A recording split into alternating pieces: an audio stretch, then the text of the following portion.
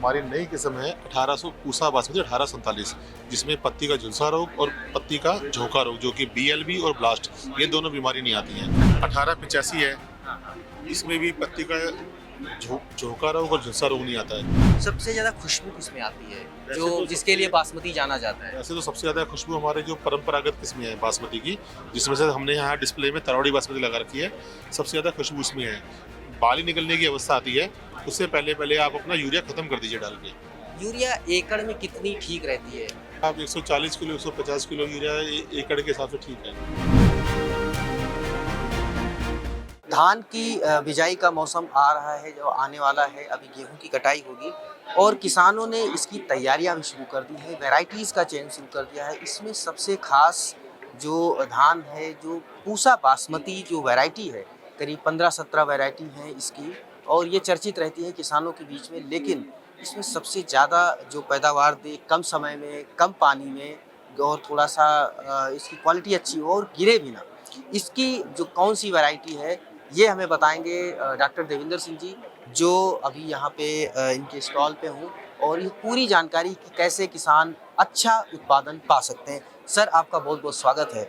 ये जो पूसा की बासमती की जो पूरी एक सीरीज चलती है, उसमें सबसे अच्छा कौन सा होता है, जिसमें एक रोग भी लगता है जो बाकुनी रोग कहा जाता है पूसा के 1509 में सब में, वो रोग भी ना लग रहा उसमें? देखिए, इस सिलसिले में हमारे पास बहुत सारी वैरायटीज़ हैं, जिसमें जैसे हम बात करते हैं पुरानी जो किस्में 1509 है, तो वो 120 से 125 दिन में तैयार हो जाती है पक्के, ठीक है।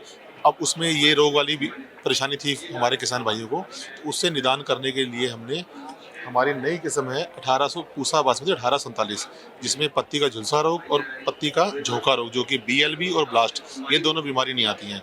इसी सिलसिले में फिर हमने 1509 में आगे सुधार किया, इसमें हमने टाइम 1 हफ्ता और कम कर दिया।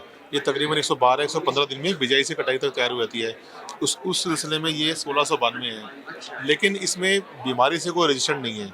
इसमें बीमारी आ सकती है, लेकिन ये बहुत शॉर्ट ड्यूरेशन है और पैदावार भी इसकी 1500 के मुकाबले 3-4 कुंटल, 4.5-5 कुंटल ज़्यादा है। आपने क्या कहा कि ये इसमें बीमारी आती है, मतलब रोक नहीं पाती है, तो किस तरीके से बीमारी से बचाव कैसे करें? बीमारी से बचाव के लिए जैसे बीमारियां भी हमारी अलग अलग आती हैं। जैसे शुरुआत में हमारे पास सबसे पहले स्टेम बोरर तना छेदक की आती है। उसके लिए आप कोई भी ग्रेनुल ले लो, कार्टप हाइड्रोक्लोराइड वगैरह या फटेरा ले लो, उसको डाल दो। पत्ती का लपेट आती है, लीफ फोल्डर बोलते हैं, उसके लिए फटेरा डाल दीजिए। हल्का खेत में पानी चिपचिपा हो, फटेरा डाल दो 4 किलो पर एकड़ के हिसाब से। फिर जैसे बाद में पत्ती का झुलसा रोग की बीमारी आती है, उसके लिए टेट्रासाइक्लिन का स्प्रे कर दो। ऐसे समय समय पर अलग अलग बीमारी आती है। ऐसी वैरायटी है बासमती की जिसमें ये रोग ना आते हों? जैसे मैंने बताया आपको, पूसा बासमती 1847 1509 के सेगमेंट में 120 से 125 दिन का टाइम है और 22 से 24 कुंटल एकड़ में प्रति एकड़ में इसकी पैदावार है, राइट।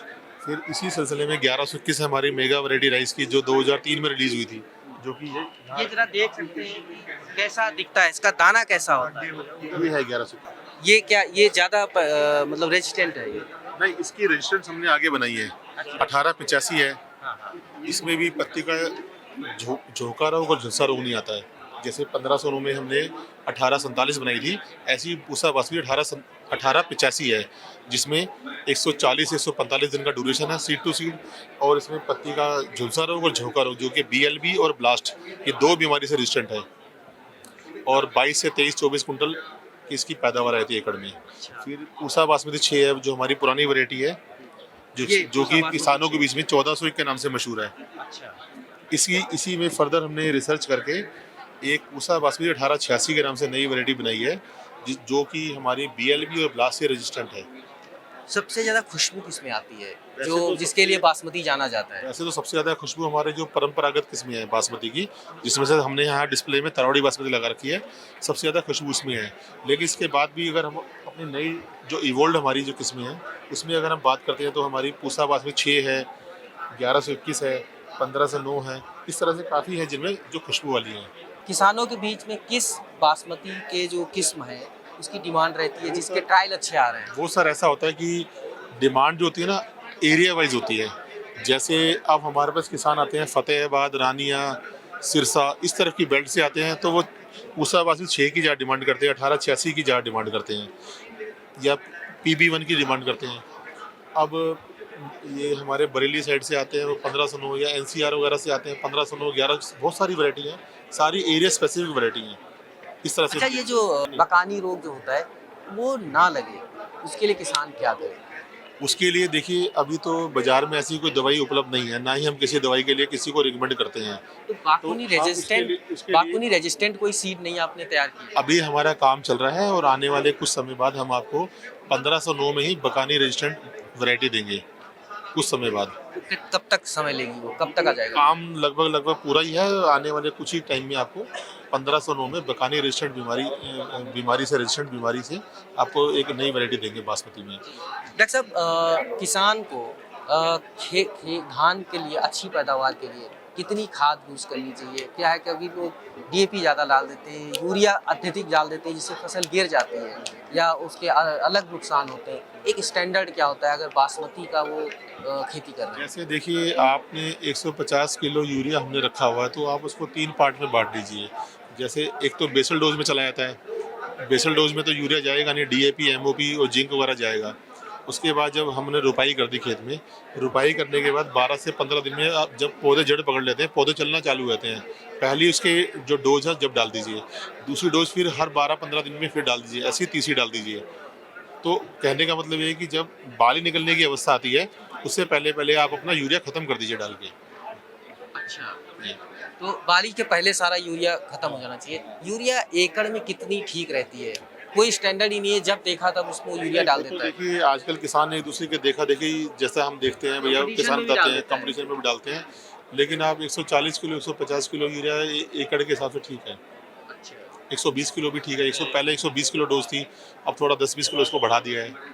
हाँ। तो ये डॉक्टर देवेंद्र सिंह जी बता रहे थे कि कौन सा बासमती का जो किस्म है वो अच्छी मानी जाती है, मार्केट में किसके रेट अच्छे होते हैं, इन सब में 15 में क्या सब कुछ देखिए, समान होते हैं? वैसे अगर मार्केट में बेचने की बात आती है, तो जो हमारी परंपरागत किस्में हैं बासमती की, उसमें से तरावड़ी बासमती भी एक है जो हमने रखी है। ये टोटल 7 हैं। इनका रेट सबसे ज़्यादा मिलता है। इसका धान अगर आप बेचने जाओगे, सबसे ज़्यादा रेट मंडी में इसका मिलेगा। इसके बाद जो सेकंड आती है वो 1121 आती है।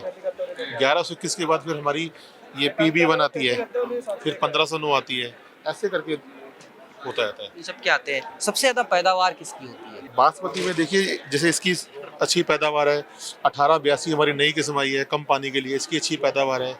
ये पूसा बासमती की जो हमारी पुरानी वैरायटी है, उसी में संशोधन करके बनाई है कि जैसे कई जगहों पे क्या है, पानी की समस्या रहती है, पानी कई बार प्रॉपर किसान कुछ काम पड़ गया, मान लीजिए 2-4 बार पानी नहीं लगा पाए, तो नॉर्मली क्या होता है कि पानी ना लगाने की वजह से पैदावार में गिरावट आती है। लेकिन इस वैरायटी में 1882 जो पूसा बासमती 1882 है, इसमें हमने स्ट्रेस से रेजिस्टेंट इसको किया है, ड्राउट से रेजिस्टेंट कर दिया है। तो उससे क्या होगा कि अगर आप पानी लगाना भी भूल जाओगे ना, तो उसमें फिर वो ओवरकम हो जाएगी वो। तो पैदावार के ऊपर कोई फर्क नहीं पड़ेगा।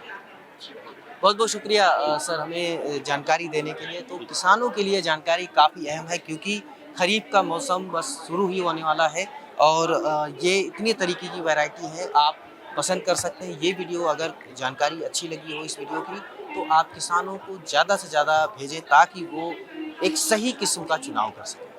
रमेश मिश्रा, गाँव जंक्शन। गाँव जंक्शन को सभी सोशल मीडिया प्लेटफॉर्म्स पर फॉलो करें। व्हाट्सएप चैनल और जीमेल आईडी पर भी संपर्क साध सकते हैं।